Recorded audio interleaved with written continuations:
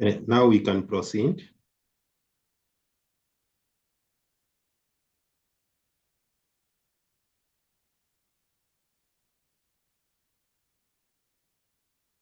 Okay, great. Welcome everyone to our Friday discussion.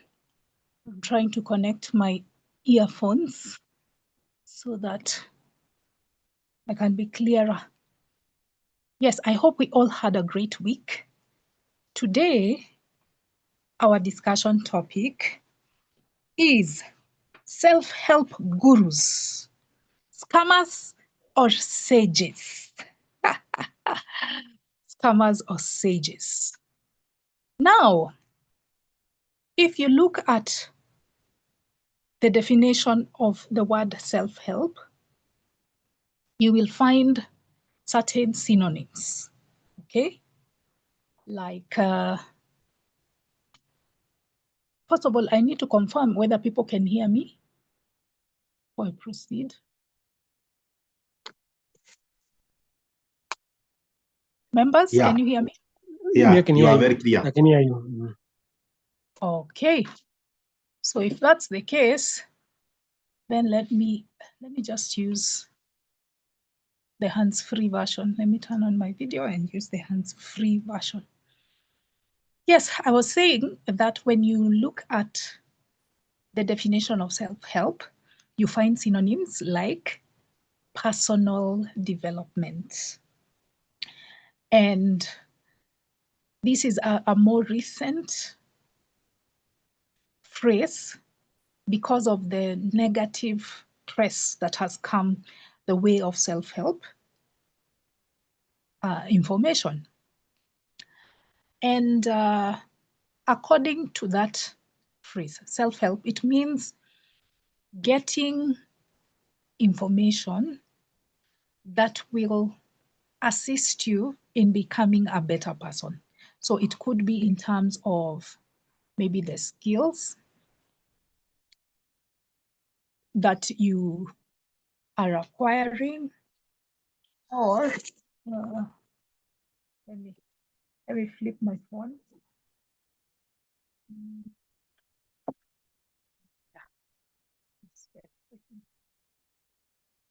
Okay, yeah, so it could be in terms of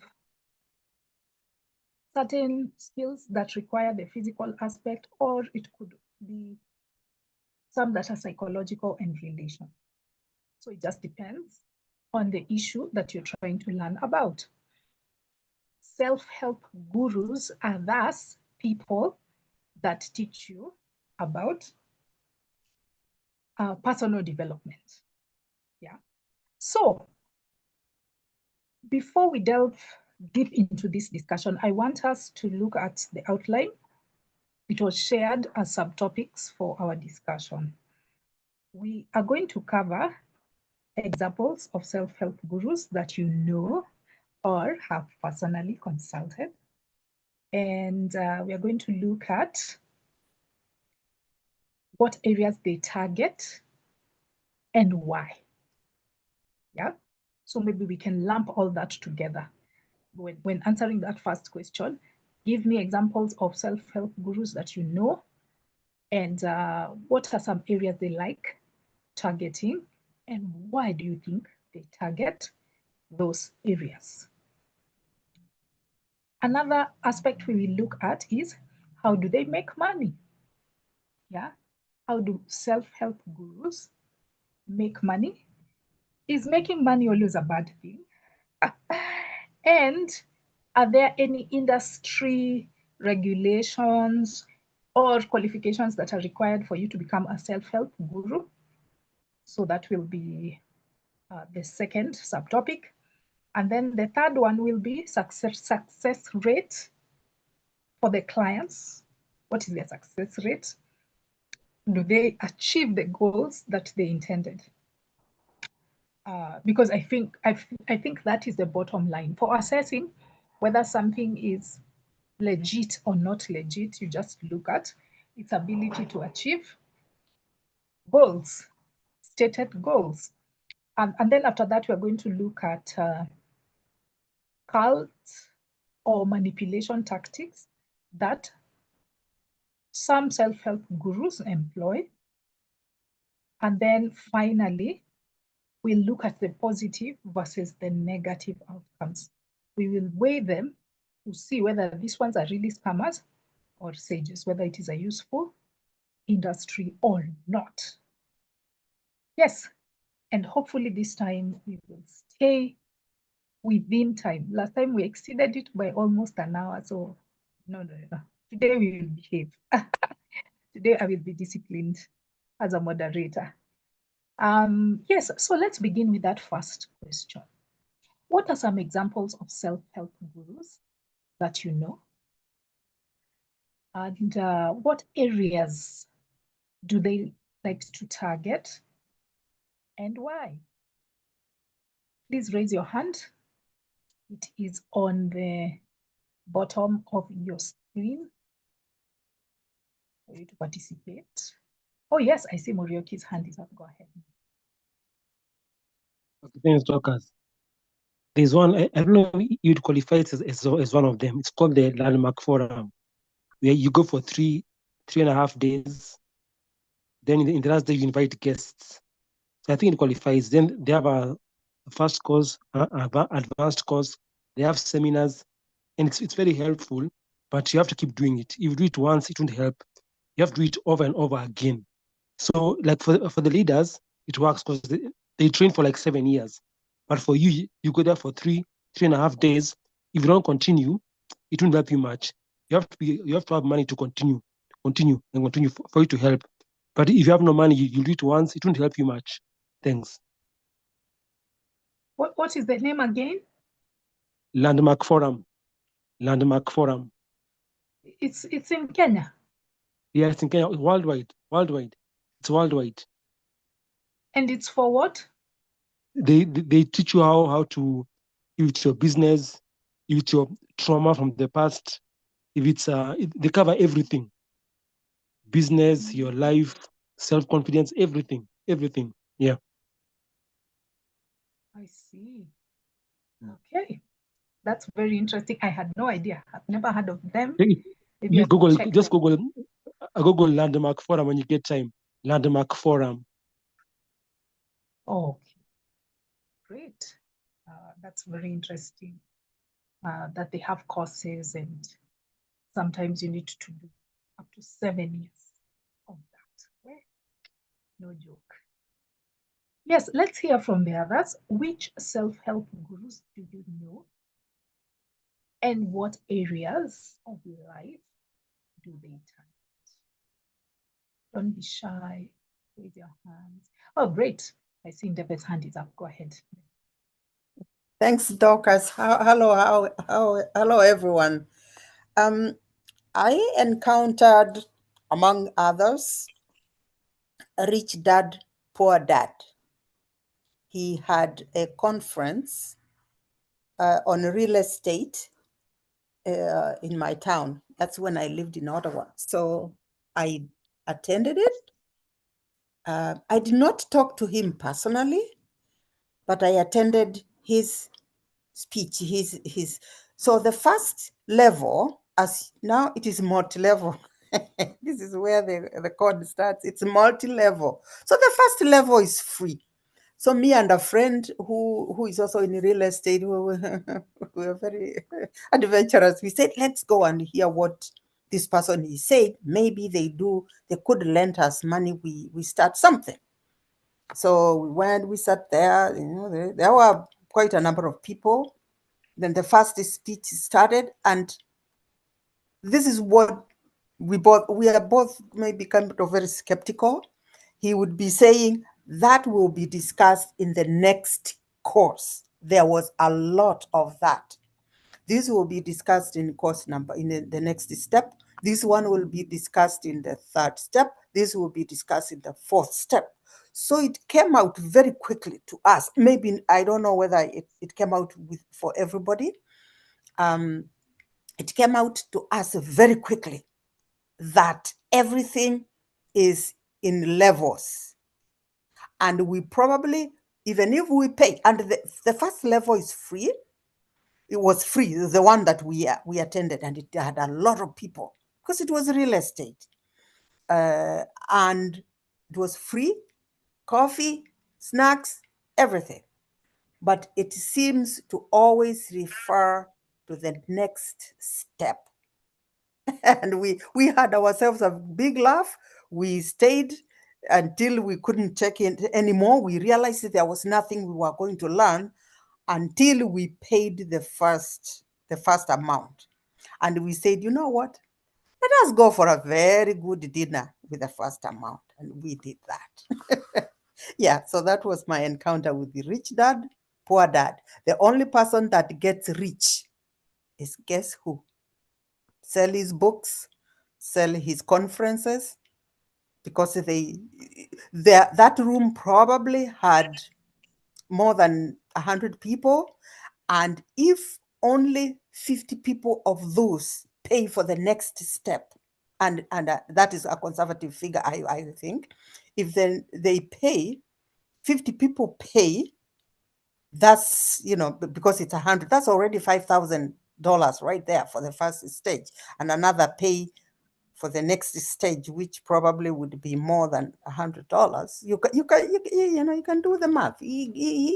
That's how he was earning his money, by selling those levels. The first level was just to give you the test of what is coming. Thank you. Where? Deve had a taste of one of the most prominent personalities in this industry firsthand. And she's brought out a number of aspects which we will delve into subsequently. One of them is making money.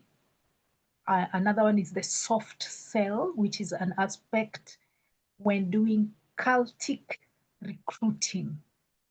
You give people snacks, you make it free, you make it very accessible at the beginning. That's the soft sell. And then that lures them, and then now you offer them something that requires greater sacrifice for the future. So you brought out a lot of very interesting aspects, which we will look at when we continue. Any other person? Stano, have you ever had experience with these individuals, or have you ever stumbled on them in the interwebs? For me, no. Yeah, for me, no, but I can say maybe I have tested the other company of selling product like GND, and so much.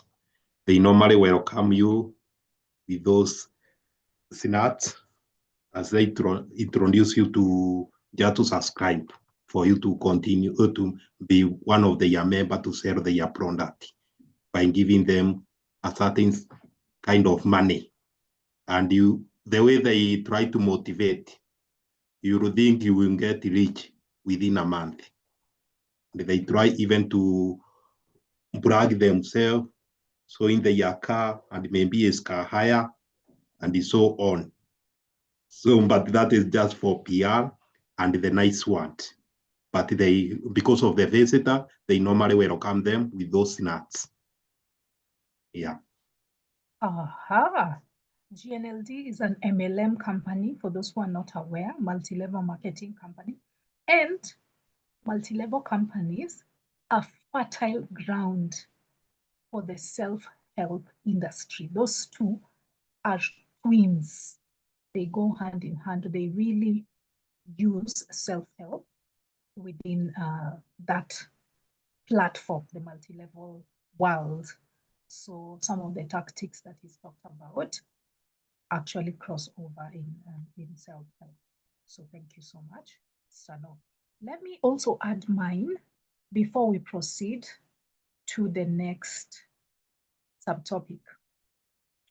So some examples. Hi, can I chime in before you move to the next one?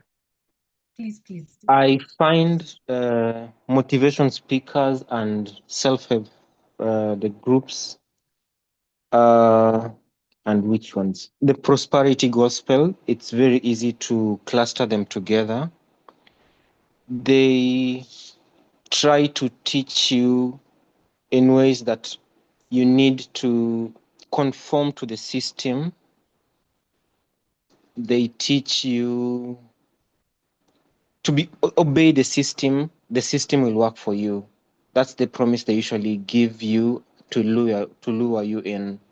But most of the time, the benefit rarely gets back to you. So they are using whatever energy you are going to put in for them to benefit more than the benefit will return to you. That's the experience I've had, or I've observed through the. I think I cluster them together. Does that make sense? Yes, yes, absolutely. I think there are a lot of parallels between motivational speaking industry and the gospel industry, especially Prosperity gospel, especially.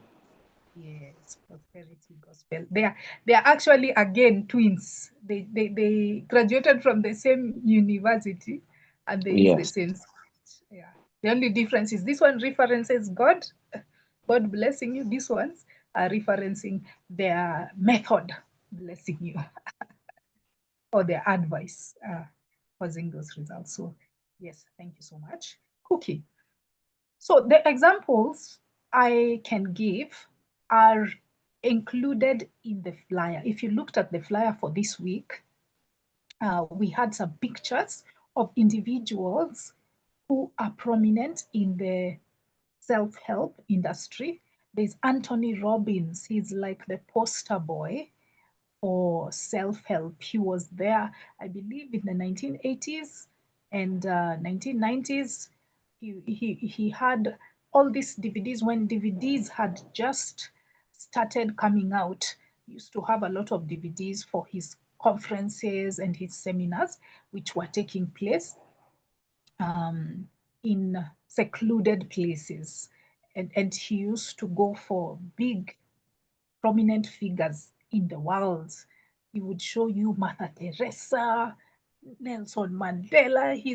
He's coached, I don't know who. So again, that is another tactic that they use of testimonials. Parallels, as Cookie said, between the prosperity gospel industry and the self-help industry. They in the church, they like to use testimonial evidence a lot. As we said previously, testimonial evidence is bad evidence. And even in the self-help industry, somebody like Anthony Robbins really liked to drum in that testimonial evidence. All those prominent national, international figures, he claims that he had helped them to make important decisions. I'm thinking of Lisa Nichols. She's very helpful, or not helpful.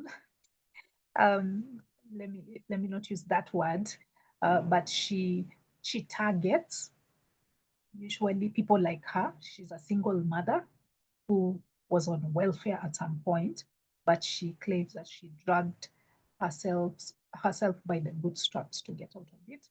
So that's somebody I have watched in the past. There was a time I was really engrossed in that world when I used to do multi-level marketing. So it's a multi-level marketing that introduced me to the self-help gurus.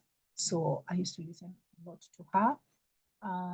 People like in Kenya, we have them. We have a lot of them. We have Robert Burale. In fact, he's been in the news for all the wrong reasons recently. His ex-wife poured some tea about their relation. So he gives marriage advice and relationship advice to men, that Robert Burale. Yet his ex-wife claims that alikuwa namnyima vitu. Yeah, and he was also watching gay porn. That's what the ex-wife claims. Of course, there's been a lot of controversy around it and people are defending it left, right, and center. But yeah, there's Benjamin Zulu. That one is also a relationship coach. And by the way, he's very articulate. Like he knows how to rhyme. If you listen to that Benjamin Zulu, he has these phrases. He's really funny. But he also does what? He also draws from the Bible. In Kenya, I think those things are always intertwined. Self-help and religion, they're always intertwined. It's like people believe for you to be better, for you to live a good life, you need to draw from religion. So Benjamin Zulu also he what is it, moonlights as some sort of spiritual guru. And there's Ty Lopez, who was really prominent in the mid 2010s because of the time when the YouTube space was opening up. Yeah, so he's one of those first influencers. We have people like Grant Cardone, teaches people how to sell, sales skills. We have Dan Locke. He also teaches marketing. Yeah, there are people like those. Areas they target: finances, masculinity, femininity, coaches, how to be a man, how to be a real man. Andrew Tate, Andrew Kibe here in Kenya. That's a self-help guru, even if he claims not to be. He says he's a comedian, but he has a militant following, a cultic following among men I know, and there are some members in our group who are Andrew Kibe followers. Yeah. So we have that one, masculinity or femininity coaches, fitness influencers, parenting coaches, and dating coaches. There's this particular guy from Britain, I forget his name, but he's written a book called Get That Guy. I remember reading it from cover to cover and trying it out. Yeah, so those are the examples I wanted to give. Wait, oh, David, your hand is down. I was going to. Yes, I had, I was in sorry, for a minute, I was in a place where I could only hear you. I wasn't able to say something. So when you are done, I will say something. Thanks. Okay. Yeah, so those are some examples, but I wanted to hear why do you think these self-help gurus target these areas? Why do they target relationships, dating and marriage? Why do they target making money, rich dad, poor dad, that type of guru? Why do they like talking about that? Why do they like talking about addiction? The people who talk about masturbation addiction, porn addiction, alcohol addiction, and their self-help gurus. Why do they go for those kinds of things? As we, yeah, let's respond to that as we hear first from Debbie. Yes, for me, the reason that they target, now you will notice that they respond to societal needs. Very, very astute. They will respond to societal needs. Is there a lot of addiction? They will be there. Is the church talking about this? They will respond to that. Is there a financial need? They will respond to that.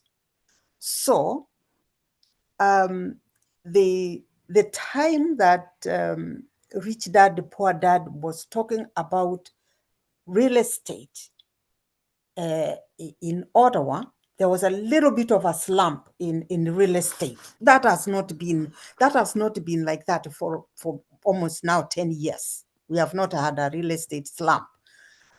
You have not seen him anywhere talking about real estate, making money in real estate. So I find that they really, really know how to respond to what the society needs. I recently, I think now maybe in my sphere of influence or the people that I'm in touch with, there's a lot of people creating, making their own, going into business for themselves. And somebody, so with the multi-level there is a lot of multi-level marketing, and somebody was selling me, only women understand this. Guys, just excuse us. Dogs will understand this. And they were selling me pots and pans. These pots and pans, the physics is okay. But they are in titanium, and you know titanium, okay? Bling bling. They are in titanium. You know titanium, and yes.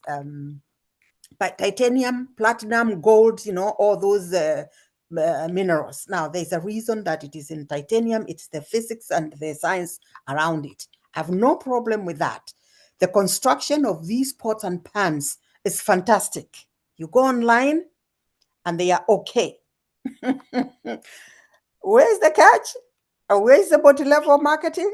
The multi-level marketing is in that the seller was emphasizing to me not just buying pots and pans, but going into the business. That now I buy and I have to bring in other people, because that way the cost, which in Kenya shillings, listen to this, it's over 1 million Kenya shillings, set of pots and pans. And so you have to get the business model so that you lower your price. You can actually lower your price to reasonable price. These pots should actually just go for not 11,000 Canadian dollars, but no more than 1,500.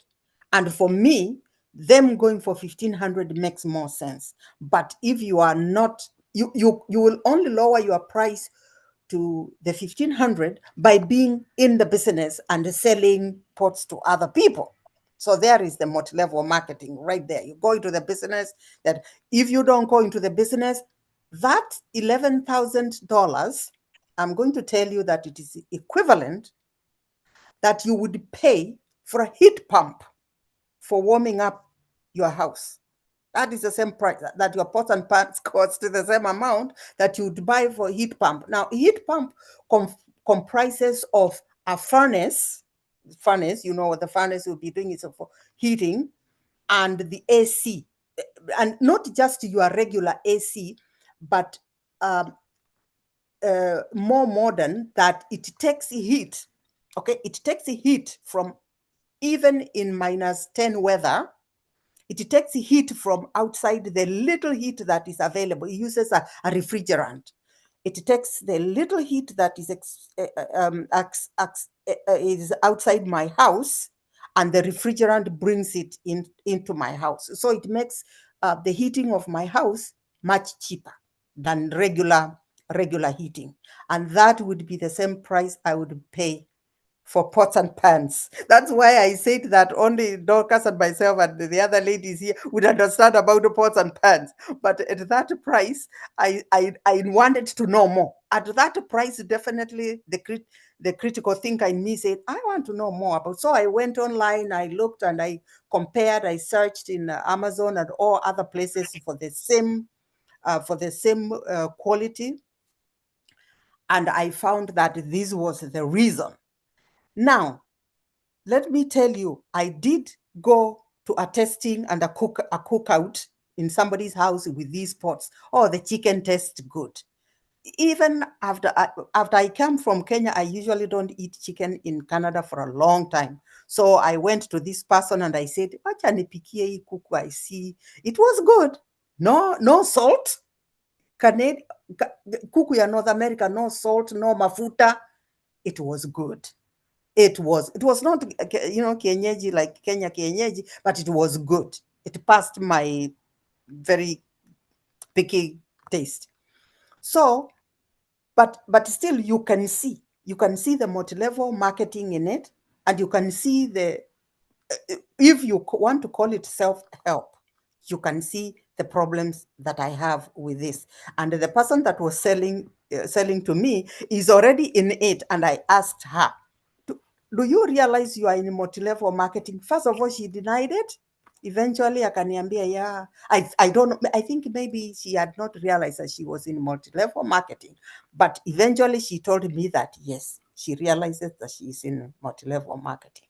So these are the things that we have to question. These are the things that we have to realize that where is the self-help in that? It is just a selling, just scam. I think it's a scam. Thank you. Thank you very much, Ndebe, for that story. I think the need they were trying to address, albeit unsuccessfully, is entrepreneurship. Many people are eager to get into business, but they don't know how to go about it, where to start. And the self-help industry takes advantage of that problem. So great, thank you so much for that narration. The next person is Morioki. Go ahead. Thanks, Dorcas. I think for me, like I mentioned, the landmark forum, what you mentioned is just life, addiction, relationships. That's basically life. So I think that's why they pick on those points, because that's life. Like this landmark forum, like I said, they build on your childhood, your past mistakes, how to move on after your past mistakes, trauma. So just taking what life is basically. But again, I have people refuse to come. They say that they prey on people's hopes, that they prey on human weaknesses. In fact, most businesses prey on human weaknesses. So some guys say that I can't come there. They're just playing like hypnosis. They play with your mind. Yeah. So thanks. Common human needs. That is it. That is the motivation, according to Morioki. Thank you. The next person, and the question, welcome those who have just joined us. The question we're responding to is, why do self-help gurus target these areas? And the areas we mentioned are romantic relationships, making money, femininity, masculinity, how to be a man, how to be a woman, a high value man and high value woman. Kwanza, for those who are on TikTok a lot, you have stumbled on those words. Things like marketing, things like parenting, etc. They target those areas. So why do you think they target? Next in line is Cookie, and then we'll hear from Clovis. Cookie? Yes. For the target audience for self-help groups, for the better part, they target people with very low self-esteem. It's easier to lure them because they find you desperate, and they can use the thing that you think you don't have to tell you that you can get to this place if you follow this particular path. And no one has a similar path to the other person. So they will try to make you think that they have all the answers. They will help you be like them. So you get someone to look up to. Most of them call themselves, they are, a mentor. Even if you go to the classes or the whatever they do, they try to position themselves as mentors. So they are preying on your low self-esteem for them to control, or because they know your decision making is, you doubt yourself most of the time. So if you have someone who can make decisions for you, you are an easier target for them. That's my thought on that. Thank you. Thank you so much, Cookie. That aspect of vulnerability and low self-esteem is crucial in this game of self-help. Thank you. Next is Clovis. Welcome.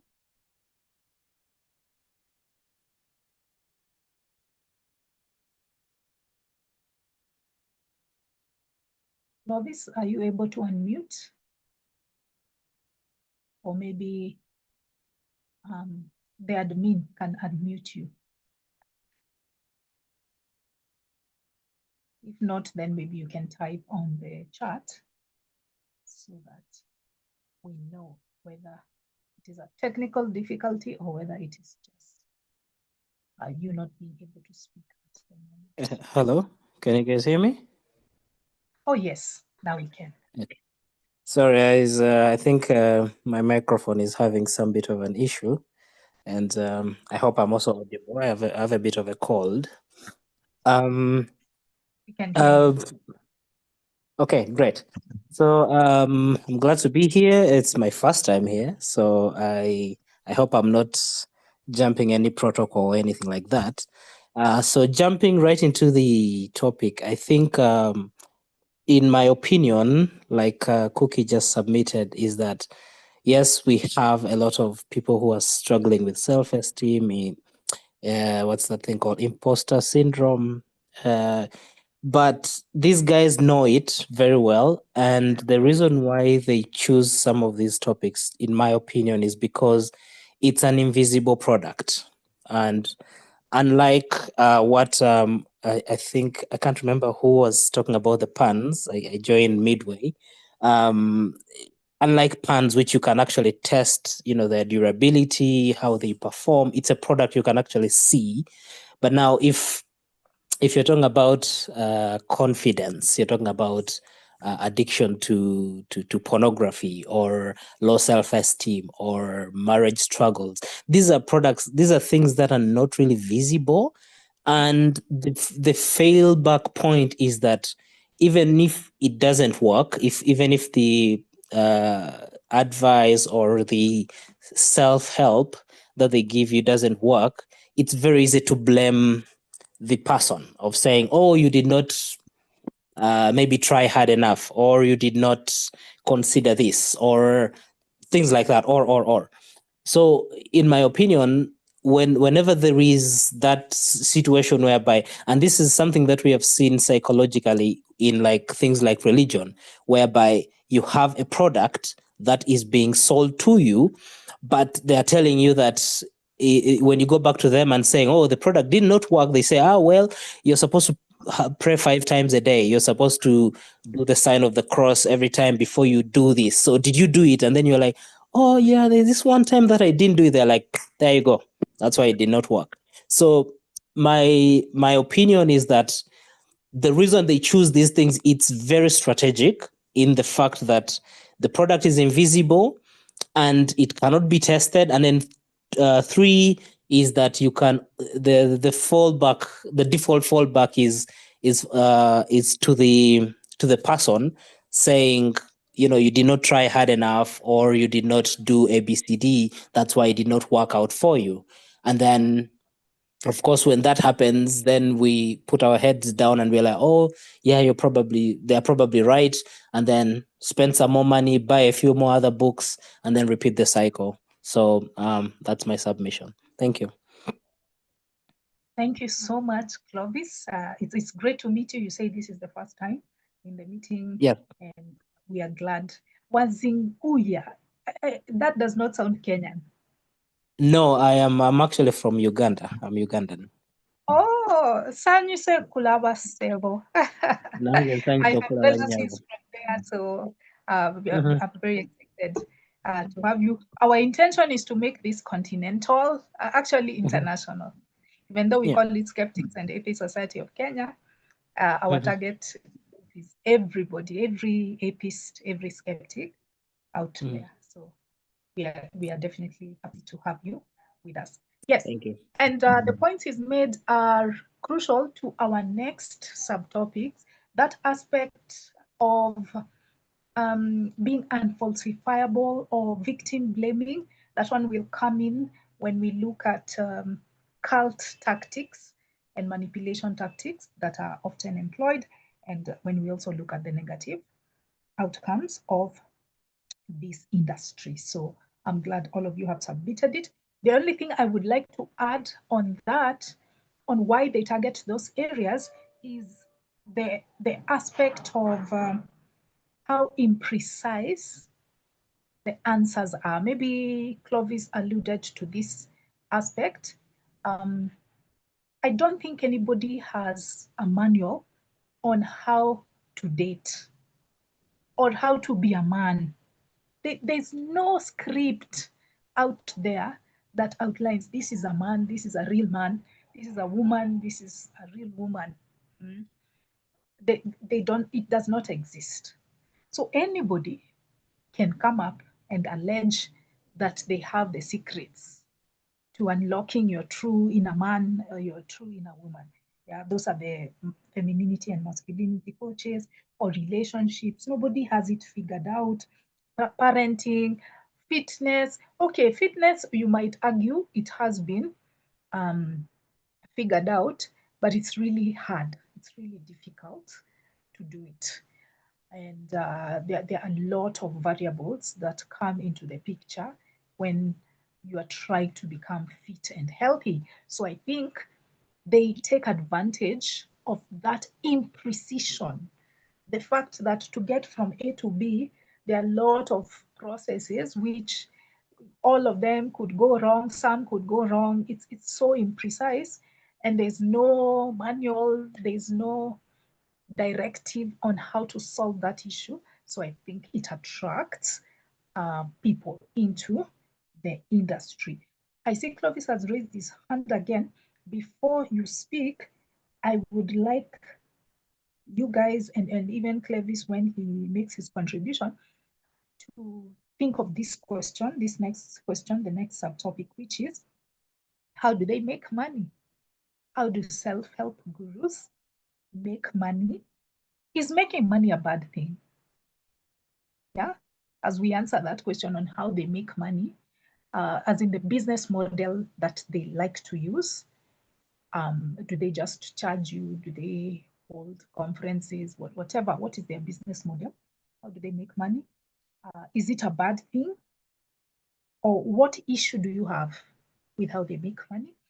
And what about industry regulations or qualifications? Do they have some sort of academic qualifications that are needed in order to become a self-help guru, a motivational speaker, or anybody can be that? So let's also answer that question as we proceed. So Clovis's hand was up. Go ahead. Yes, I just wanted to kind of supplement on the point you were saying about not having a user manual per se. And one of the things that makes some of these arrangements thrive, and I think I'll kind of touch into what the next question that you asked about how these guys make money is the fact that there is this thing, there's this facade they sell to you. Because, like, for example, they create for you a demand and you feel like you want to be like that, you want to be like that person. So you gave an example of, like, for example, fitness industry, right? You know, they show you this guy has 6 packs, then they put the guy as, for example, I think they named Brad Pitt as the sexiest man alive. I do not know how they measured that, but you know, now everybody's like, oh, I want to look like Brad Pitt, right? Then and then they tell you, oh, if you want to look like Brad Pitt, here are a few things you need to know. You need to go to the gym 2 times a day. You need to eat a lot of protein. You need to buy this product. You need to buy creatine. You need to get this hair shampoo, whatever it is. So basically, for me, it's along the lines of cross-selling, of creating this object that that they think you would want to get towards, and then sell you the products that they say will lead you to that object, which again ties back to the point I was making in my previous submission, that this is an invisible product, because there are things like genetics involved. There are people's genetics that are really good, and like they probably don't even need to work out. I have a friend who is from Ghana, and West Africans have really good genes, and this guy's like, I've never been in the gym, but when you look at him, you're like, that's, you know, it doesn't make sense. And then he's like, no, I've actually never been in the gym. It's just the usual work I do at home and all that. So there is genetics, there is the food, the kind of foods we eat and things like that. So again, it comes down to the fact that they will tell you, oh yes, the reason why you don't look like Brad Pitt is, yeah, you did not eat the right chicken. You're supposed to eat chicken breast, then you remove the skin, all that kind of thing. At the end of the day, it comes back to you. And then not to hog up all the time, because I'm sure most of the people also have submissions to make, is now how these guys usually make money, obviously, is one of the things is there's that cross-selling of products of like, you need this, then you need this, then you need this. I'll give the example again of the gym, the perfect figure, so to say, where they tell you, oh, you need to work out 2 times in a day, which is unrealistic for some of us because we have a 9 to 5, you spend about 10 hours seated, and there's no really time for you to work out 2 times in a day. Then they tell you, oh, you need pre-workout. So you buy pre-workout, then they'll tell you buy these slimming tablets. They say they're called fat burners. Then they tell you buy this whey protein that is going to help you gain muscle or build muscle, then buy creatine. Then before you know it, you have a range of products that you're consuming. And then obviously they are the ones who are, racking in the money from that. So that's kind of my submission on that particular element. I'll let the others take it up from there. Thank you.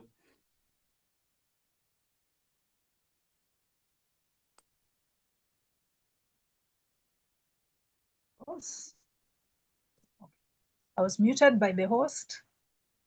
Now I've been unmuted. Thank you. Thank you so much, Clovis. So there's that aspect of products that they claim will give you desired results. Whether that is the case is another story altogether. Whether those products deliver on their promise is another story altogether.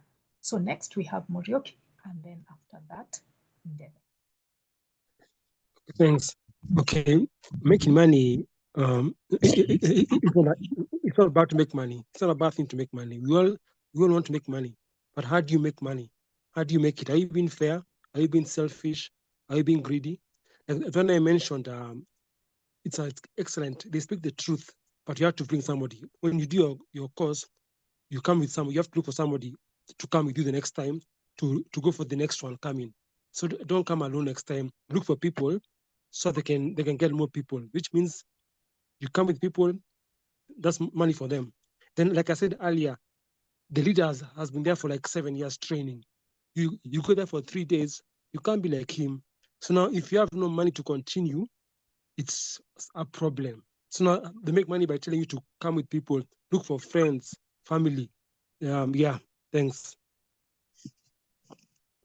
That aspect of recruitment, it is a common one across the industry where they turn current customers into recruiters for the business through, they call it word of mouth marketing. But if it is attached to money, then it becomes almost like a multi-level marketing product.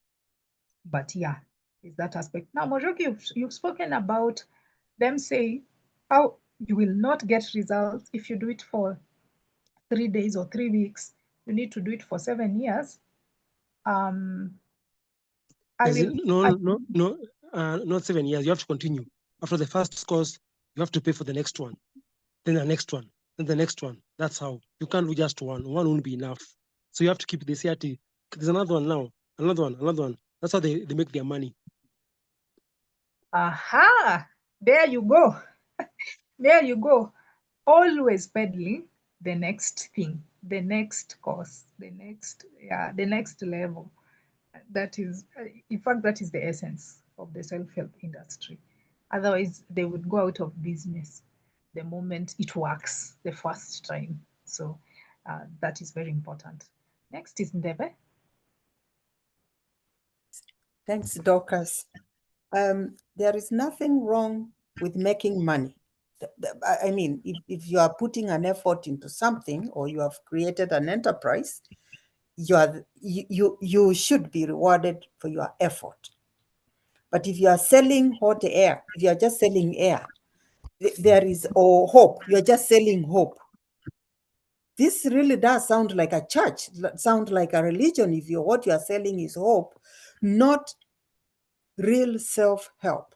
There is self in this self-help, because if now it is only help, there is no self, then there is a problem. It's really beginning to sound, it begins to sound very funny. But when you look at all these things, all these gurus, whatever it is they are selling, they want you to be addicted to the second level.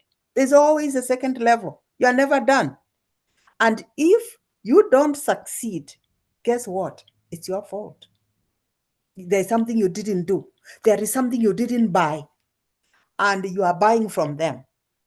If it is a level, if it is a product, you are buying that thing from them. If you can't afford to buy the next level, then you have a problem. You have a problem. And now you have become an addict. Right there. You left one addiction and got into another addiction. So therefore, you are stuck. You are kind of stuck with them until you find your freedom. Just like Voltaire said, that a man can find the freedom when they want to find that freedom. Now, unless you come at time to want to find that freedom and walk away from these people, then, but maybe by that time you have invested so much in it. And just like in religion, you are finding it hard to leave. So I have no problem with these self-help gurus making money. But if it is like medicine, I go to a doctor, the doctor treats me, but I don't have to see the doctor every day. I don't have to see the doctor every 3 days a week for me to be cured. I go to the doctor, they treat me, I leave. But if it becomes an addiction, then it is not self-help. It is a dependence. That is my idea. Yeah, they can make money, fine. Yeah, thank you. Wonderful insights there, Ndebe, of drawing that parallel between self-help and religion, in that they are selling hope, which is a very useless and non-monetizable product.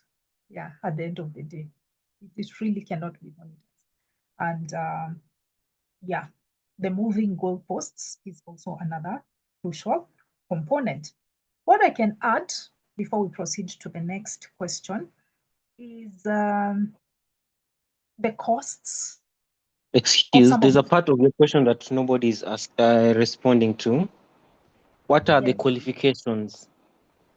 Most of them don't need educational qualification. If you have charisma, you're well spoken, and you're good at sales, it's very easy to lure in people. So charisma is most of what qualifies for people to be good at self-help gurus, because you find most of them have very good charisma. They can interact with a group, with a single person very eloquently.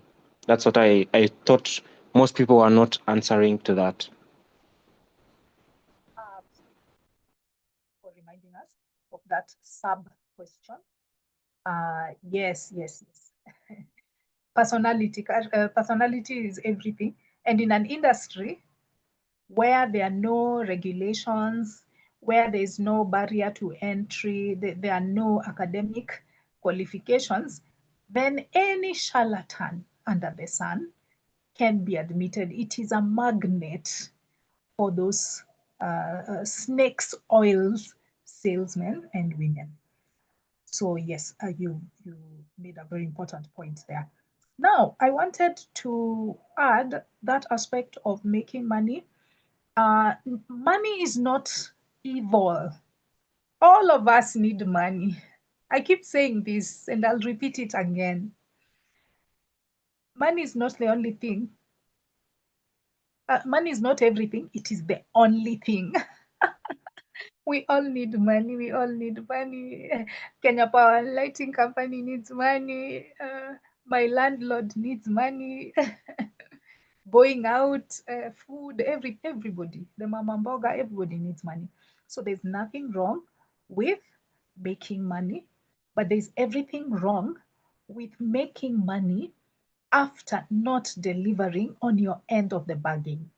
So they make a promise that we are going to teach you confidence. You know, we have confidence coaches. So I'm going to teach you confidence. I'm going to make you a better entrepreneur. I'm going to make you rich. I'll teach you how to become rich. And that aspect, by the way, has so many permutations. So it just depends on what they specialize in. But this person is making a promise. Are they delivering on the promise?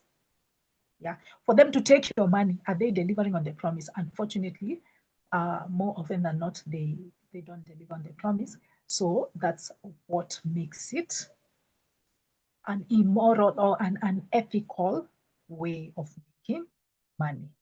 The other thing is that the costs of those programs, they tend to be too exorbitant, especially when you consider what you're trying to achieve. I think most times it is scammy, it is outrageous. The seminars that they charge for 3 days, especially if they have made a name for themselves. Now, like that, Robert Burale or Caroline Mutoko. You know, Caroline Mutoko targets women who are trying to succeed in their professions.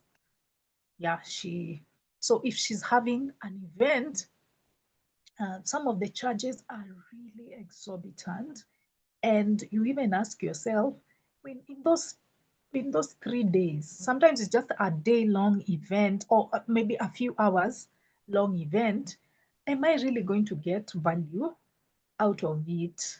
Am I really going to get those results if I just listen to this person? And then what will change? Yeah. So I think it's just overpriced, yet you don't really get sufficient value for it. And of course, there's that aspect of them shifting goalposts, and the fact that they are most times selling obvious things, like the advice they are offering. We live in the information age where you can get all stuff out there. If you're interested in losing weight, all the advice you need is out there, and it's actually nothing new. I think you just need to control what you eat, and you need to work out, and just do it consistently. And believe you me, you will lose weight, you become fit. It's not complicated. They just complicate it so that they can make money. So it is not worth the price that people pay. So next question, I think this one, maybe we might have responded to it already. I feel like it would be redundant, but just in case somebody hasn't said something there. Success rate, that was the next question. What is their success rate? Do the clients achieve their goals? If it is a dating coach, if it is get rich quickly coach, they don't call themselves that because they know that your radar will be up. But yeah, financial coaches, do they achieve those goals with their clients? And what does this say about the industry? Before now we get into cult manipulation tactics. What's their success rate? Do they achieve the goals that they intended? Yes, Morioki. Thanks, Dorcas. I think for that it needs research, right? That we need to research. Okay, my view. Then there needs to be a research done. Thanks. So Morioki, yes, absolutely, I agree with you. But for now, all we have to go on is those personal experiences we've had. So for that landmark that you are talking about, they say that if you do it for long, if you continue doing it, you will achieve results. Have you seen people showing results? Yeah, when you're together, it works. But when you go out to the world and you come back next week, you say, I went back to the same behavior I was before. It was very funny. In a group, you're okay, but in the real world, you say, I didn't make it. I lost my temper. I did this. So it's tricky. It's very tricky. Yeah. Okay, thank you. Okay. Any other person on that subtopic of success rates? Are they successful? Do clients achieve the goals they intended? Yes, David, go ahead. Thanks, Dorcas. The thing with the success rate of these self-help gurus. Now, I'm not really big on self-help gurus because just for my the problem of their promoting some things that are not really attainable, peddling misinformation, and leading. People sometimes can be made to feel worse than where they were, because you see, for example, look at North America. If these things worked, we wouldn't be struggling with weight the way we struggle with weight in North America. Because talk about self-help Oprah and all the other people, we have all of them. So that to me tells me that there is a problem with these self-help gurus, and the fact that they have to keep on promoting more programs, higher level, that you have to stay on the course. It means that it is not a self-help thing. It is a thing that you have to stay on, other than a self-help. So for me, I would say this, that in the past, at a time that I was wondering why my Kenyan weight was not being supported here in the north, is when I realized that I have to find something else that works for me. What was it, or who is it that I am in relationship to food, in relationship to intake? Then I realized that, and probably it took me a long time for me to understand that my genetics, that of hunter-gatherer from Ukambani, dry Ukambani, there's not much food.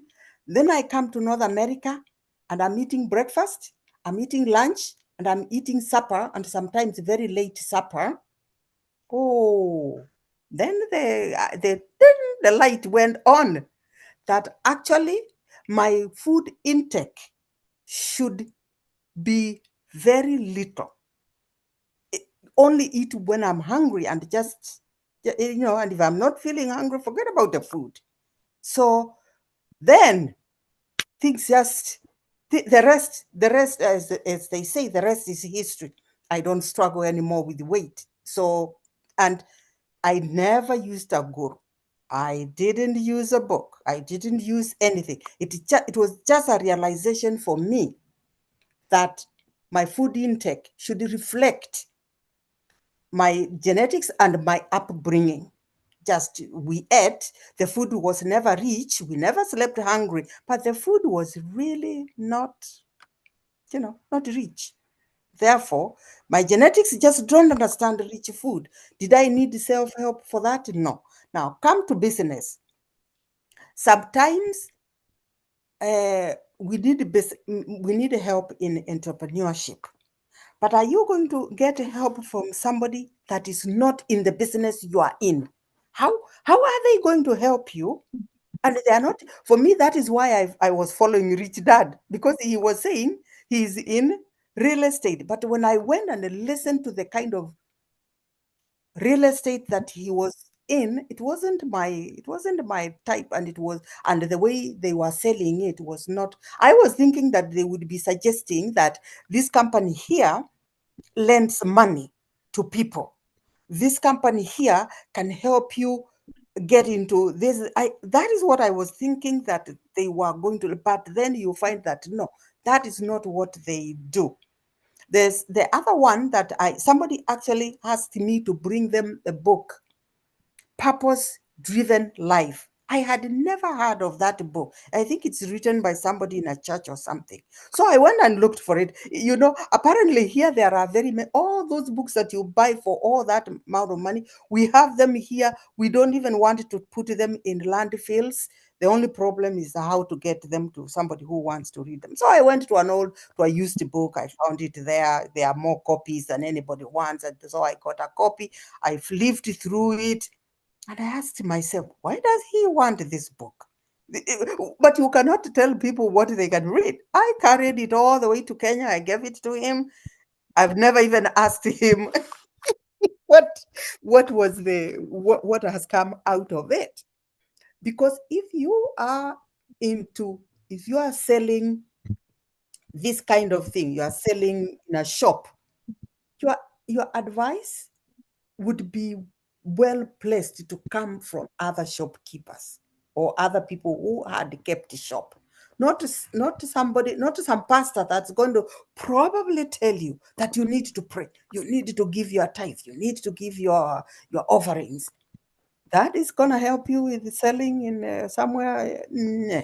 So to me, that's why I feel that they might have success if they encouraged you to keep to what you are doing if it is working, or start something else if it is not working. But their success rate is going to depend on what they know, the knowledge in that kind of business, not just general knowledge or general knowledge of God. Thank you. All right. Those examples Ndebe has given have brought out the aspect of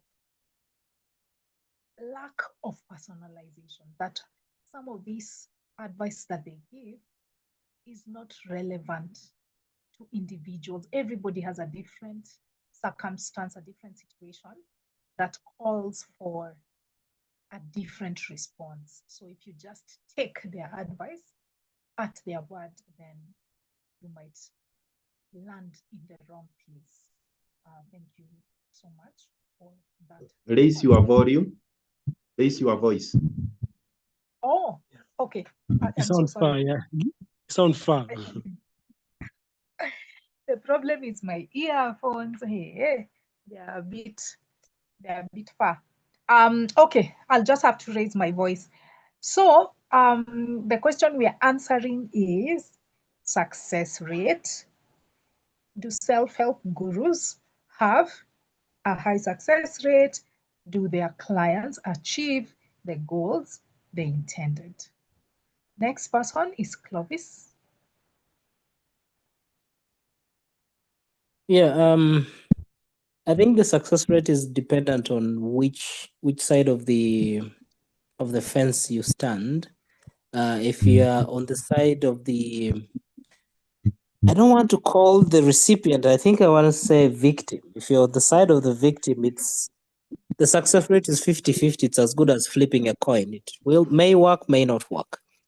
It kind of reminds me of back in the day. I think this is something that is common around most African markets. You'll always find a guy with like 3 cards shuffling, and then he's like, maybe look for the king or look for the queen or something like that.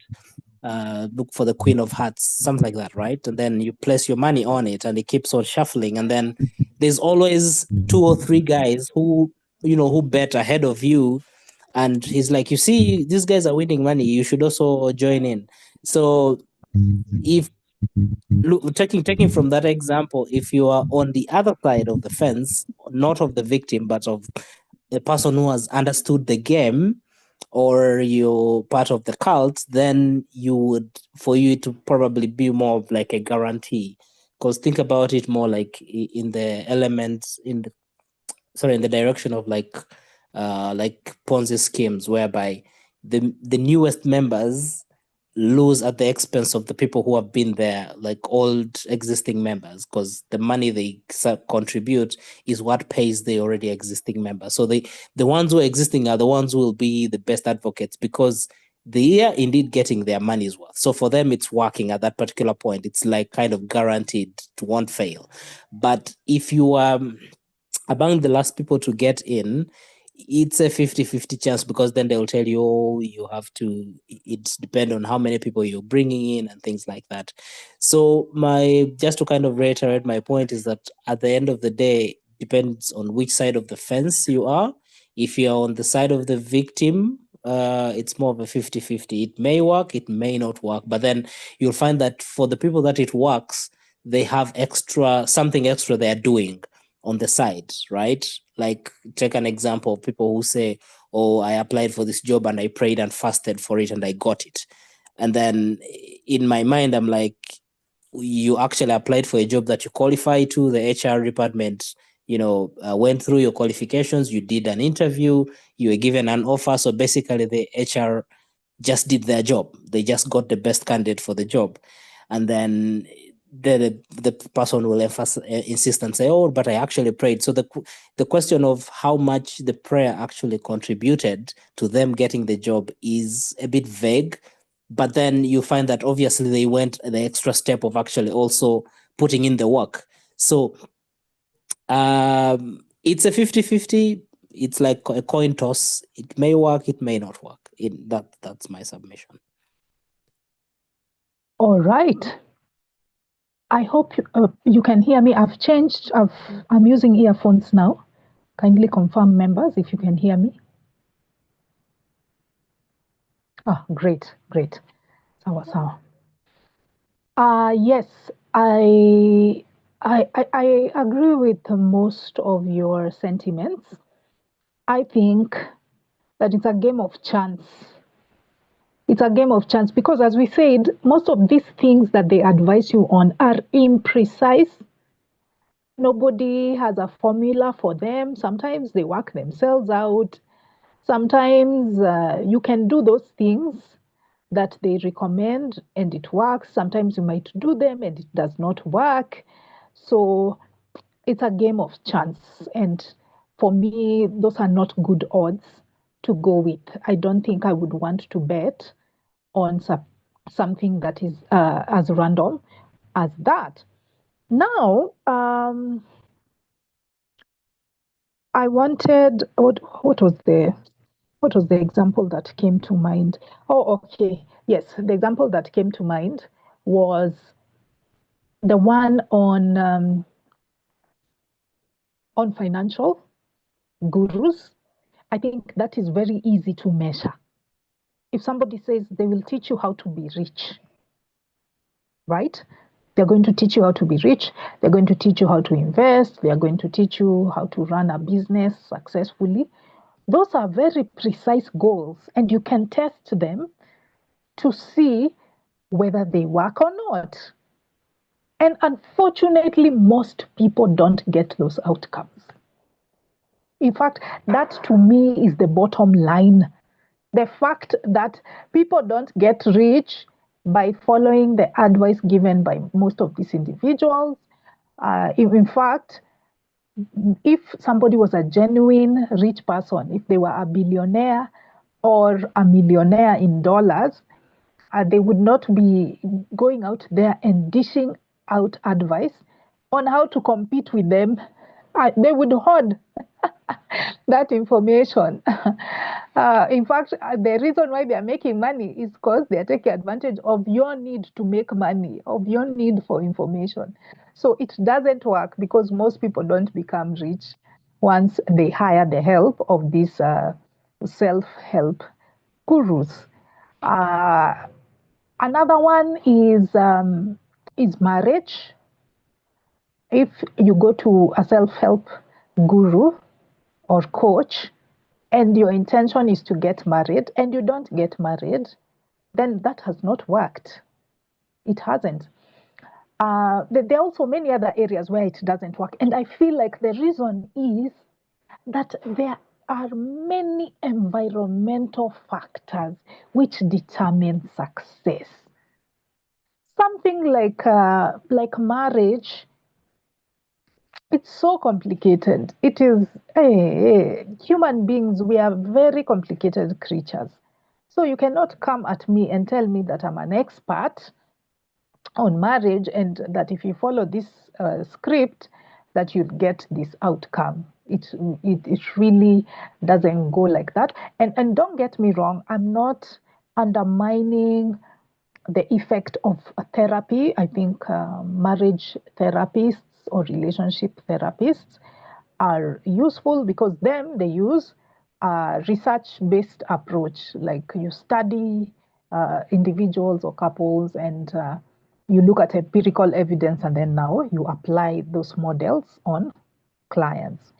But a self-help guru, as we said, they don't need to be academically qualified in order to give their advice. So most of them, they just come up with stuff. Somebody like Steve Harvey wrote a book. What was it called? I'm forgetting the name, but it was a relationship book about marriage and men and women. Yet Steve Harvey has been divorced 3 times. So if he can't even make his own relationships work or last for that matter, then who is he to give advice to other people? The same case with our very own Robert Burale. As I told you guys, he was in the news, or not in the news, because this is celebrity gossip in Kenya. So he was in social media for the wrong reasons because everybody was taken aback that he used to watch gay porn, yet he brands himself as a pastor and he's talked ill of gay relations. So that is hypocrisy on his end, and he's divorced. So how can you give advice on marriage? To me, that is a charlatan through and through.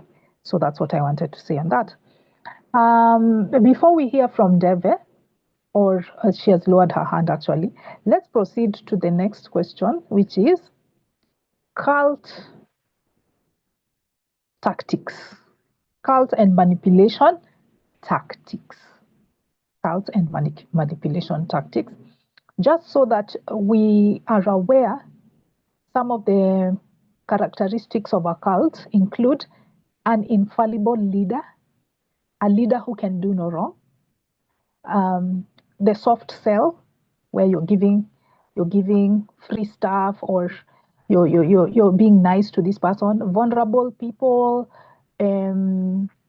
perpetuating inadequacy in targets, isolating people from family members, selling the ideal world, a world of financial freedom, money, love, etc.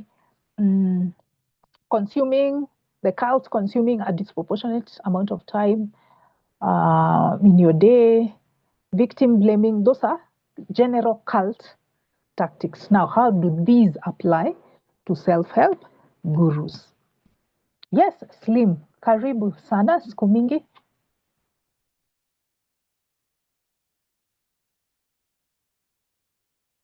Slim, are you there?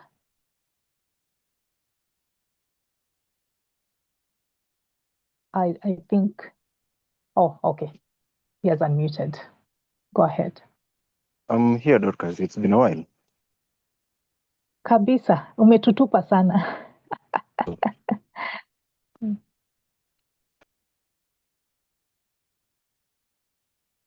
Yes, your hand is up. Go ahead. Oh, you talked of Harvey having divorced 3, and so that doesn't count as somebody who should give advice, right? Yes. No, that is more of our African trends. Look at the Western end. People get married, people get divorced, and when somebody comes out, somebody is able to say, "This is my 3rd marriage, and I'm comfortable in this, and it's working for me." So it's really not like you have to be stuck onto one marriage so that you can talk about marriages per se. If I've been into 3 I have the notes from the first one, I have notes from the second one, and now I'm on the third one. At least then I should be able to talk about marriage because I have some reference. That is just what I thought, if that is to count. Slim, if I may ask you, what if what I am selling is how to avoid divorce, how to make your marriage last? Yet I've not been able to make my marriage last. Don't you think that that is a double standard? That this person is actually not, they don't know what they're doing if they can't apply that advice to themselves. Because he peddles separation and divorce as a negative. It's a bad thing. Yeah. And staying in a marriage for long, for 20 years, etc., to the same person is the one that is sold as desirable.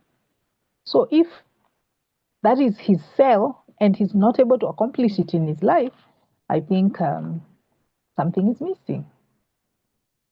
When you are selling, okay, this is the direction I want to take. I may sell something that I may not be using, right? Look at our traffics. Somebody's out there selling handkerchiefs and is so sweaty. He's not using whatever he's selling though. But somebody else is going to pick it and use it. We've seen that in our traffics, right? Mm-hmm. Yep. Mm. So have you sales to somebody that, yes, staying to one person is sensible? What if he says that staying to one person is sensible and then he tells you, in my first one, I never stayed and this is what I went through. In the second one, I never stayed and this is what I went through. In this third one, I've been here for 12 years, having learned from the first one and the second one. Still again, he would be having some reference point, which may be helpful to somebody. Okay, Slim is dying on that hill. Okay. He's defending the Steve Harveys and Robert Buralis of this world. Do as I say, not as I do, because the advice is for you, it's not for me. But I find that very difficult Yeah, to sure. to believe. But okay, it's a perspective nonetheless, and it's good to have you back, Slim. So yes, All members, right. please. Oh, okay.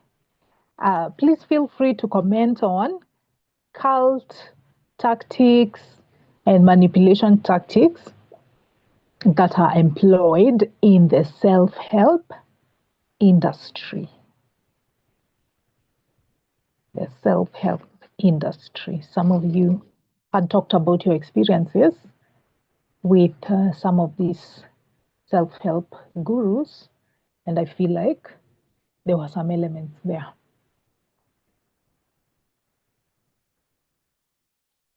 Okay, let's start with Morioki because he's a man of few words. Yeah, Doc, like I was saying, landmark, there's an age where people reach, you start having regrets of your past, of your childhood. Now, most human beings are like that. Most human beings will start dwelling on the past. What went wrong when I was a child, with my parents, with my mother, my father, they have issues, they have family issues. That's human. So now, once you know that, you make a group about talking about such issues. My father did this to me, my mother abused me, this happened to me with my siblings. They're all like that. So once you know that, it's easy to use that as a platform for a self-help group. Thanks. Aha. Taking advantage of vulnerability. That's common in cults. Yes, somebody like Jim Jones, he used to target the urban poor, mostly African Americans, in order to recruit them to John's town. They're vulnerable. They have a traumatic past, and so you lure them in. So yeah, that's a very good example, Morioki. And Doka, I think generally human beings are very vulnerable. In general terms, we are all vulnerable. So it's easy for such things to exist because of our vulnerability. Thanks. For sure, for sure. Yes, next is Ndebe. Thanks, Dorcas. Now, the self-help gurus, and probably that's why they will forever be there. It's because of our needs, our vulnerabilities. Because if you look at it globally, you will find human vulnerability. You will find it everywhere. It is because problems are just everywhere. So they always have something that they can target. Who a young person, who a mzee, there is something they can target. If you are vulnerable, they will target that. And what makes it a cult is when you can't leave.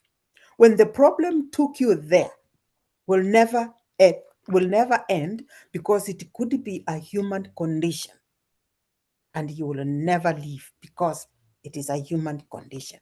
Then you become addicted, it becomes a cult. So if the guru isn't willing, and I don't know if they will be willing to let go of the adherent and say that, well, Sasa, now you have graduated, goodbye, go now, you have helped yourself, go. They will not do that. It is like a religion. You've got to stay there with the baba and mama, and be there, you'll be fed, you'll be taken care of. So you stay there. Yeah, you stay there as an adherent. They need that for the following. They need that to have the numbers, to bring in other people. It's all there, the multi-level marketing, the pyramid, it is there. So because the older people will bring more people. The newer people now we also start bringing people, and they'll go tell others. But what you are telling others, it is not the success that you have met. And sometimes it is probably the shame that you are in this problem. You better just also bring another person to come and suffer the problem that you have suffered. Because for me, when I see people in the kind of multi-level marketing, they are bringing somebody so that they can make money. They are not bringing somebody. They are not bringing members of their family so that members of their families can make money. They are bringing in members of their family so that members of their family can be fleeced, or maybe that they can make money from members of their family. I find it that it is cultic in a way. It works exactly as a religion because you cannot question your guru. In fact, some gurus you can lose your life for questioning some gurus, because they know that as soon as people start questioning, that is the end. That's the end of that guru. If they allow question, that is the end of that.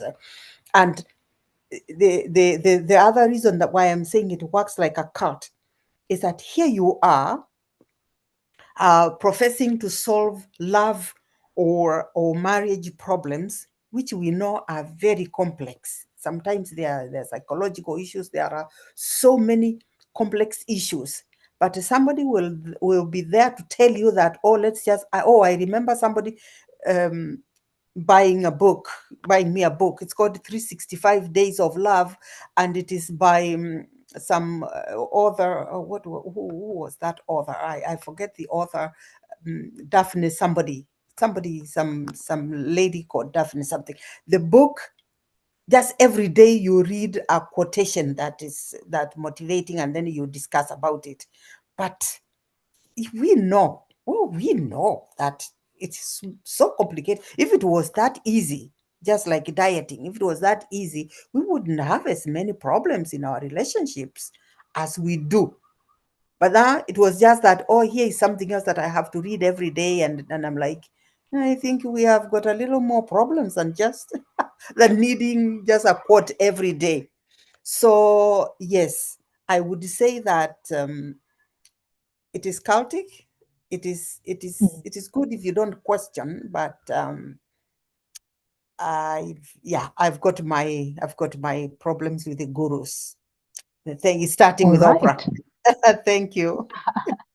By the way, Oprah has been responsible for platforming most of these gurus, the self-help gurus. She endorses them, and at the end of the day, they just become more influential, and they affect more people in a problematic way. So yes, that aspect of no questioning, and that aspect of the leader who can do no wrong, those are cultic properties. So thank you for that. Morioki's hand is up again. I don't know whether you forgot to lower No, it. sorry, sorry, no, sorry. Let me lower it. Oh, okay. Okay. Sawa, let's hear from Clovis.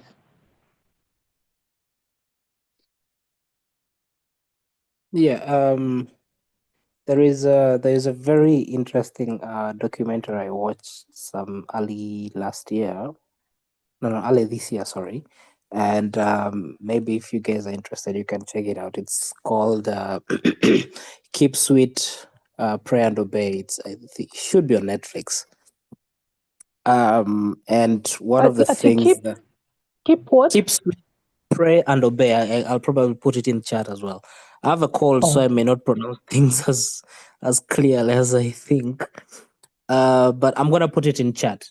And one of the things that I took out from there in regards to manipulation tactics is two things. One, authoritarian control, whereby there is this one main decision maker and whose decisions cannot be questioned by anyone. Like their decision is final.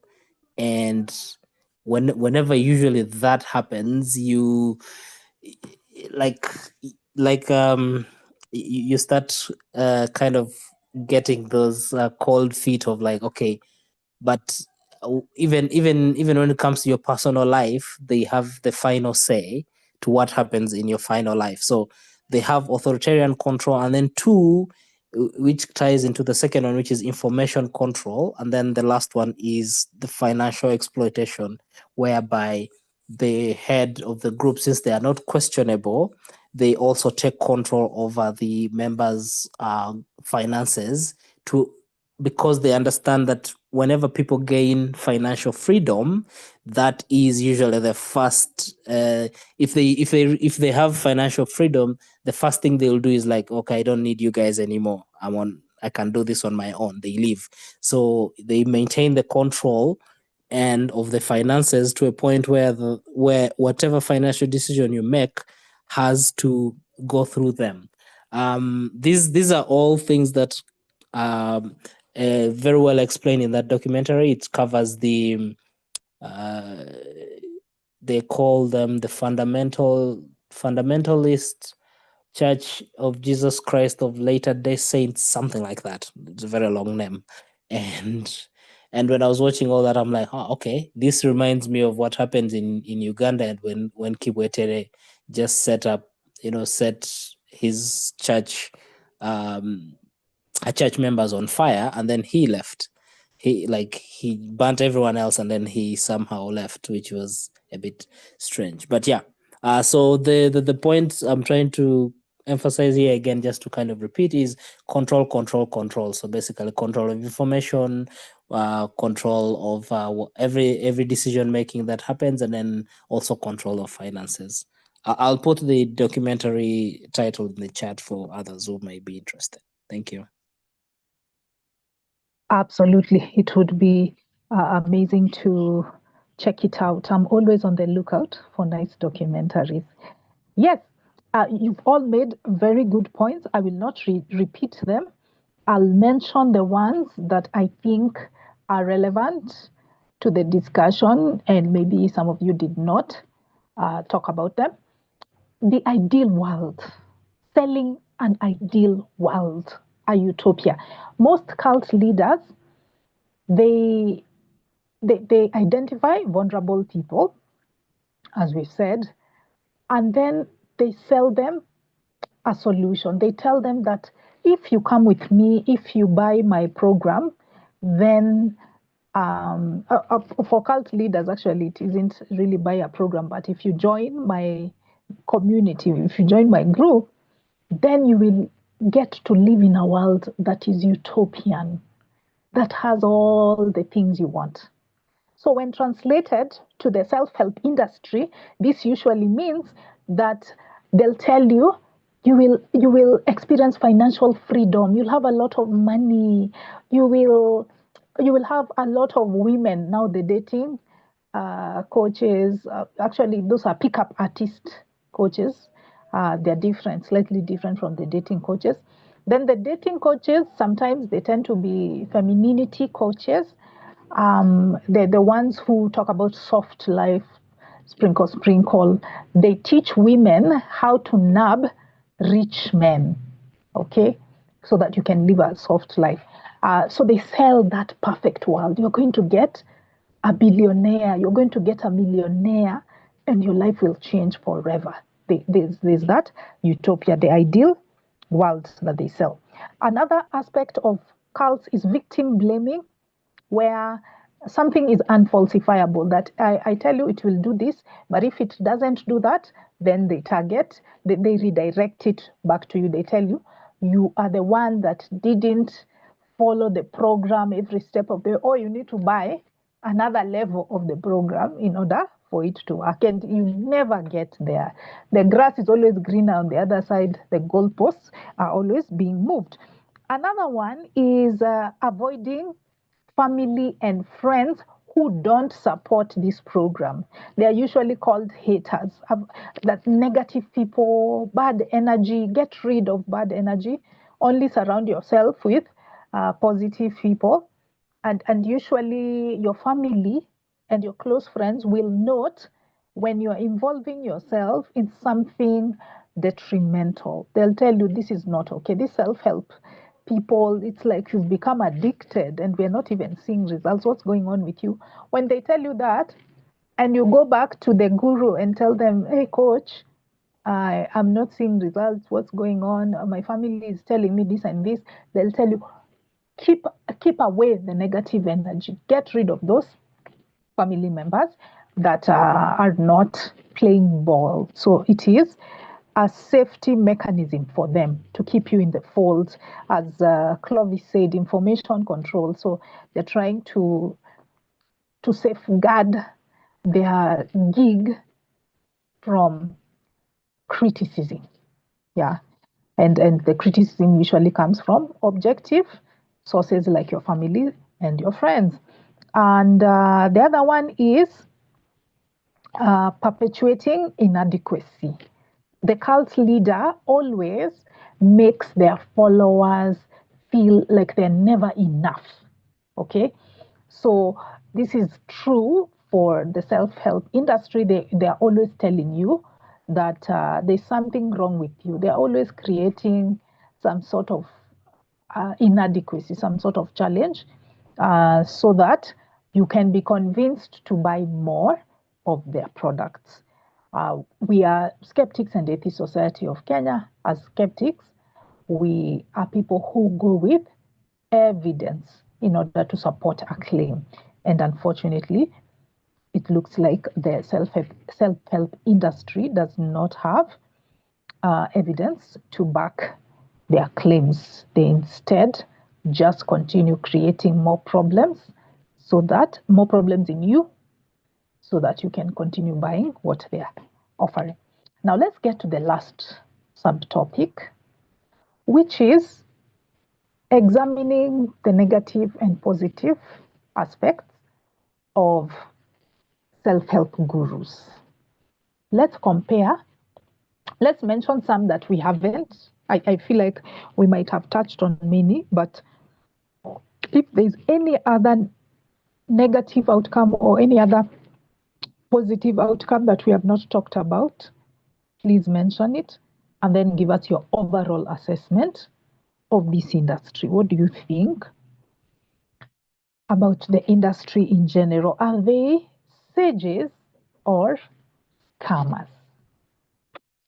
Yeah, because we're approaching the end. We're supposed to end at 10. It is 10 on the dot. Let's try and finish within the next 10 minutes.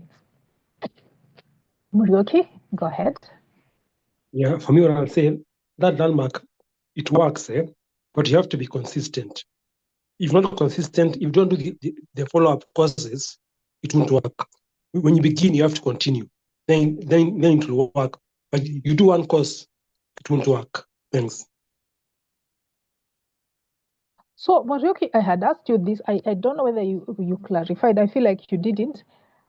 Have you seen for yourself people who were consistent? The way you're saying you need to do it in order to see the results, you need to do it permanently in order to see results.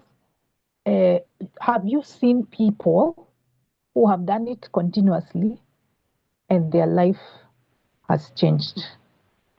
Yeah, Jokers, when you go to the real world, I will be with you. We'll meet there, then we part. So I don't know what happens in your real life, but the leaders have it definitely. The ones who lead, they have it in their lives, because how they talk to us, how they coach us, although I don't know their lives, but it's hard to know, because once I leave you, you go your life, I go my life. So it's hard to know. But when we are there, we act it. We practice it when we are there. But now when we leave and come back the next time, we say, something went wrong. I couldn't manage. So it's hard to know unless you're with the person all the time. Thanks. If that is the case, then you can't even say that it works because you're not with them when they're out there in the world. Yeah, that's the problem. You can't know. Yeah. And that is, again, the carrot that they keep peddling. You see, you have to keep doing it continuously for you to see the results. But you can't verify that it is actually working. But yeah, okay. Thank you, Murioki. Next is Neve. Thanks, Dorcas. Murioki, I wonder what the difference is between this group that you are in and a church. Because to me, it seems like you are with them, and when you are with them, things seem to be working, but you go home and things are not working. What exactly is going on? And you are saying you do not know whether they are having the same struggles that you are having when you go home. So what makes you think, as a human being, I just want your global answer, as a human being, what makes you think they are not having the struggles that you're having? Okay, I think I didn't mention at times some come with success stories. Some say I tried this and it worked out. So at times it works, at times it doesn't. Yeah, I missed that. Some will succeed and say, I tried something out, it went well. But another person will say, I didn't work out. So there is a 50-50. And therefore, the adherents have failure stories, but the leaders have success stories only. Yeah. Oh, wait. Do the leaders ever have failure stories? Yes, true, yeah. They do. Yeah. Okay. Yeah. Okay, well, failure stories until the end, Morioki. Motivational speakers, what they do is they talk about a past failure. Yeah, past failure. Yeah. But they overcame the issue. Yeah, true. That's it. On point. They overcame it. Yeah, that's true. They say failure, then they overcome it. That's just success. Then there hangs the tail. That tells you, Murioki, you've got it. Yeah, this is where now your critical thinking comes in. I think maybe you enjoy the group, but I think you have to be more critical, because if all you're hearing is success, that's all I heard in church. All the testimonies I heard in church. Yeah, where oh my goodness, everything was going very well, and everything worked so well. And I was just thinking, something is wrong with me. But that exactly is just guruship. If I might use that created word. That is just somebody coaching you to go to their side, to do exactly. They're shipping you around. They're just leading you to. But that's just my opinion. Don't go by my opinion. But my opinion is that they are not different from a church group. And you might find that these same people, they are leaders of a church somewhere, or they are members of a church, or they are just charismatic people. Charisma is not the same as somebody being good. And the people confuse charisma with people being good, or charisma with people being called to be preachers or pastors. Charisma is just so the people are even confuse charisma with being good statespeople. It is charisma is the latest thing that is being misused completely.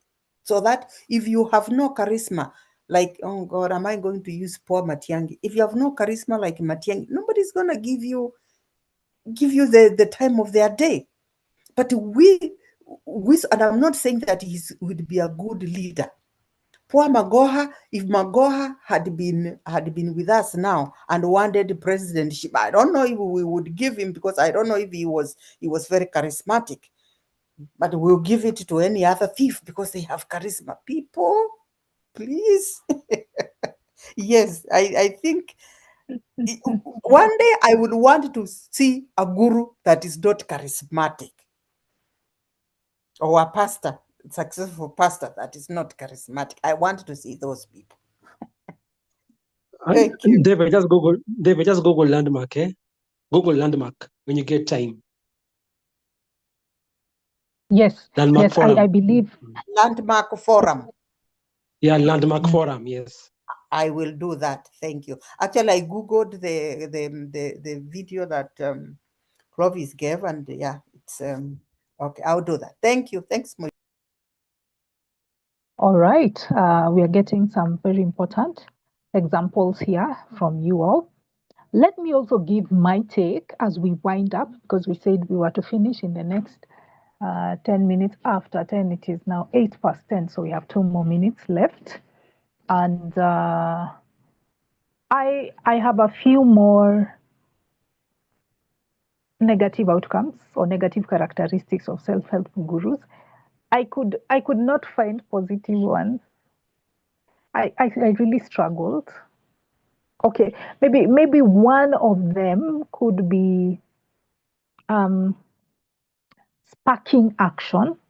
You know, there's some people who are really, really demotivated and they don't know where to start. So maybe it can help in sparking, in initiating action, but it is never the end of the story. You need to put in the work. So that is one positive aspect of self-help gurus. Other characteristics that I found problematic is the idea of toxic positivity. I think this industry pushes the idea that you're always supposed to focus on the positive, and it makes you become detached from reality, because reality isn't always positive. You need to embrace both the good and the bad. It promotes hustle culture, which if you are aware of that term, is the idea that you are supposed to be pushing yourself. You work, you look for side hustles all the time. You need to outwork the competition so that you can make money. And unfortunately, in industries like ours here in Kenya, where the ease of doing business is very high, I keep confusing ease of doing business. If a place is not easy to do business in, so it means the ease of doing business is high, or is it low? It must be high. And yeah, but you get in my drift.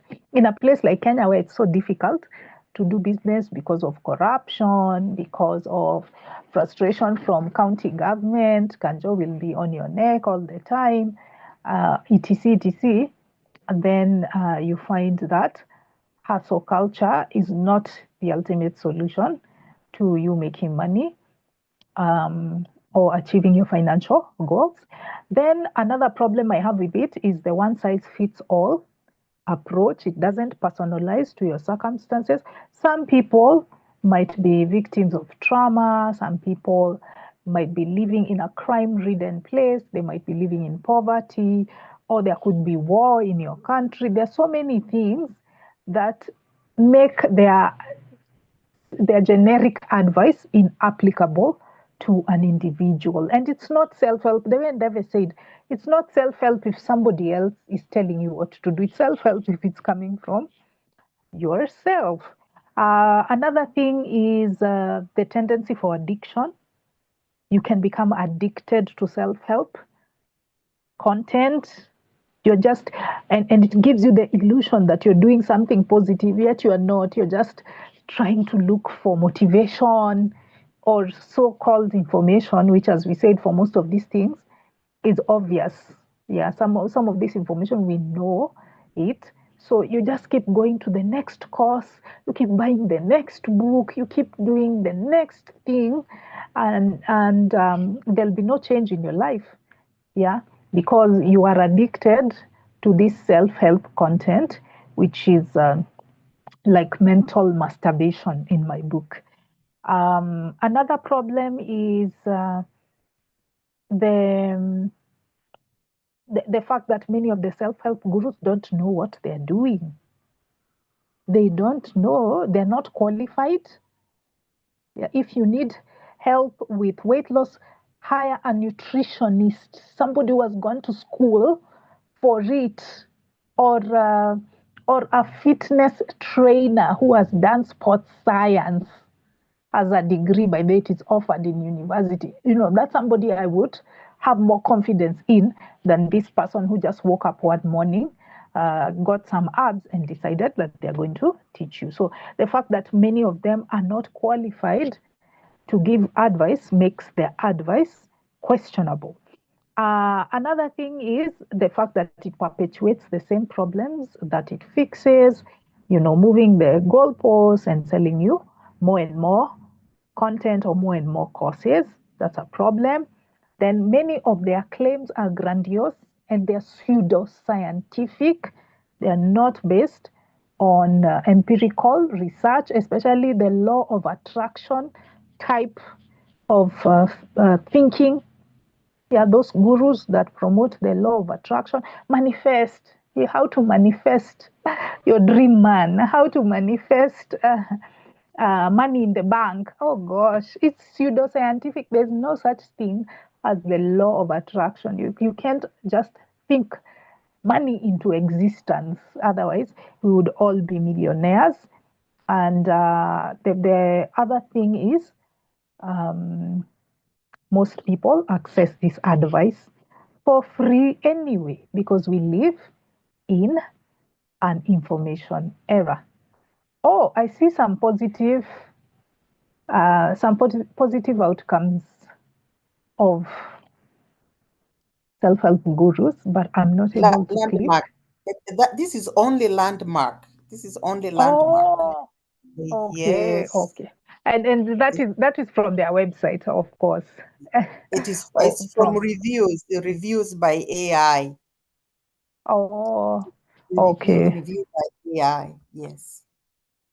But you know, so, these reviews, again, we are very skeptical of reviews because often they pay people to review them positively. So yeah, we have that. So yes, members, that is the discussion. My take is they are scammers. They are scammers more than sages. That is what I think. I believe we've come to the end. If you have one final remark, please speak now or forever hold your peace, because we are going to end the meeting. Great. I see Morioki's hand. Yep. Because I think to be fair to them, let's just say practice makes perfect. So if you go to them, practice what they preach. Maybe it will work. Thanks. Yeah, Morocco is defending land back. Okay. Yes, I've seen that comment by Deve on the review by AI, but well, it is what it is. So, guys, stay careful, stay skeptical. There are lots of people out there who want to take advantage of you. Critical thinking should not just be applied to religious matters alone, it needs to be applied to all those things that are being sold to you, to solutions that are being offered in the marketplace. Let's stay critical, let's stay safe, let's stay sane. I wish you guys a good night. I will see you next week. Next week. Oh, we will not have a Zoom meeting next week. We'll have an end year party at an Airbnb to be confirmed. So see you at the end year party. Good night. Good night, Good everybody. night.